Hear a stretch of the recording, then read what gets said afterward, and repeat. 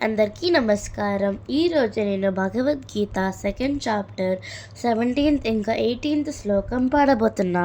అవినాశాతు తద్విద్ధి ఏన సర్వం ఇదం తతన్ వినాశం అవ్యయస్యాసి న కశ్చిత్ కర్తుం అర్హతి అంతవంత ఇమే దేహాః నిత్యశోక్తా శరీరనః అనాశినో ప్రమేయస్యాః తస్మాద్యుద్ధస్వ భారత. దీనికి మీనింగ్ ఏంటంటే, శరీరం అంతా ఏదైతే వ్యాపించి ఉందో అది నశింపలేనిది అని నువ్వు తెలుసుకోవాలి. ఆత్మని ఎవ్వరూ నశింపచేయలేరు. వినాశనం లేనివాడు నిత్యుడు.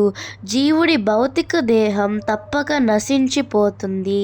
కనుక ఓ భారత, నీవు యుద్ధము చెయ్యి అని కృష్ణుడు అర్జునుడితో చెప్పారు.